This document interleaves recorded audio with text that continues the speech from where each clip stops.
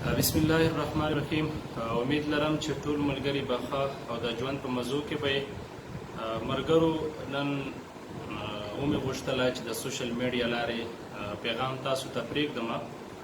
ملګرو څنګه چې تاسو ته پته ده چې پی ټي ایم یو غیر پارلماني تحریک دی او په دغه تحریک کې اکثره کارکنان زموږ د نورو ګوندونو سره تعلق لري. هغه کې عوامي نیشنل پارټي هم شته، پی ایم ای پښتونخوا ملي پارټي، څومره ګوندونه دي د هرې پارټي ګوند کسان شته په دې کې.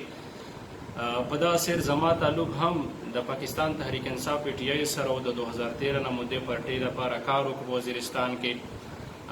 هغې چې کوم منشور و، هغې چې کومه فلسفه وه، هغې په مناسبت سره موږ پارټۍ لپاره دلته ډېر کار وکړو، خو پارټۍ موږ ته هېڅ را نه کړل. څنګه تاسو ته پته وه چې څو میاشتې وړاندې د خړ کمر واقعه وشوله، هغې شهیدانو ته دوی دهشتګرد وویل. نو دوی په مناسبت سره ما خپل ملګري م راوغوښتل، نو موږ خپلو کې مشوره وکړله.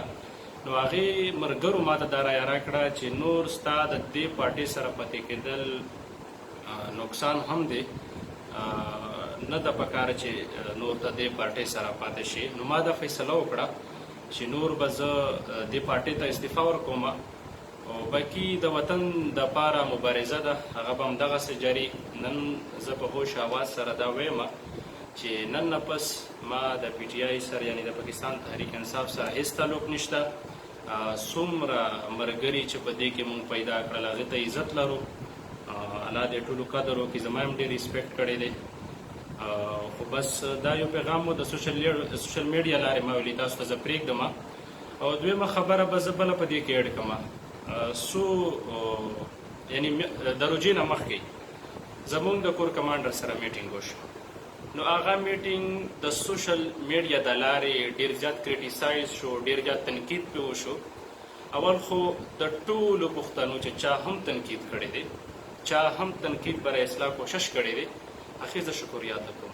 زه چا نه هم په دې نه یم خفه ځکه چې هغې سره زموږ اصلاح وشوله. او بله به دا خبره هم زه وضیښوم چې هغه میټینګ که مونږ هر قسم کړی و هلته لاړو، خو هغې کې مونږ نه یو سنګینه غلطي شوې. زه سپیشل د ځان خبره کوم. دلته به ځان خبره ځکه زه کوم چې انسان دی غلطي کېږي. هغه زمونږ د مشر د تپوس نه بغیر هغه میټینګ مونږ کړی و. د دې شي وضاحت هم زه کوم.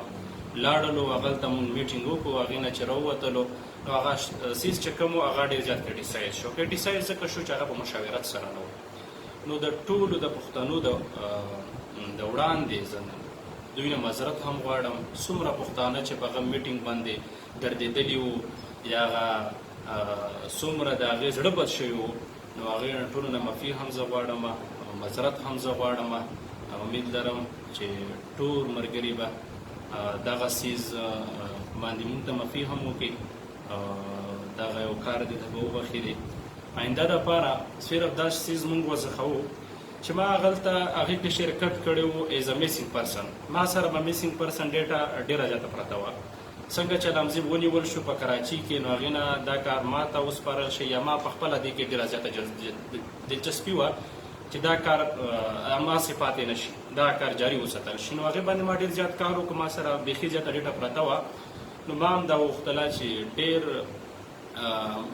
خصوصي میټینګ دی، یعنې د کور کمانډر سره میټینګ دی. پکار دی چې هغه وړاندې مونږ کېږو چې زموږ ډېر زیات بچیان، زموږ ډېر زیات لافته افراد په جینونو کې تر اوسه پورې ولې پرته دي، دا عدالت ته ولې نه پیش کېږي، ولې بې ګناه تاسو ځان سره ساتئ. نو ما هلته په میسینګ پرسن خبره کړې وه، خو دې کې زه هغه ما یو خبره ایډ کړله چې مونږ دغه میټینګ د مشر د تپوس نه بغیر کړی و. نو هغه زه غلطي منم، ما نه غلطي شوې هم ده. او د ټولو د پښتنو وړاندې، د کیمرې د وړاندې د ټولو پښتنو نه په هغې باندې معذرت هم غواړم. امید لرم چې ټول پښتانه به په یو غلطي ماته معاف هم کړي. څنګه چې خدای د یو سړي توبه قبلوي، نو پکار ده چې انسان هم د یو انسان غلطي معاف کړي. د ټولو نه ډېره زیاته مننه. بس صرف اخره کې دا پیغام پرېږدم تر څو مو چې په ژوند جسم کې سای د پښتنو دپاره به دغه مبارزه، د وطن دپاره دغه مبارزه به همدغسې جاري وي. ډېره مننه، ډېره شکریه.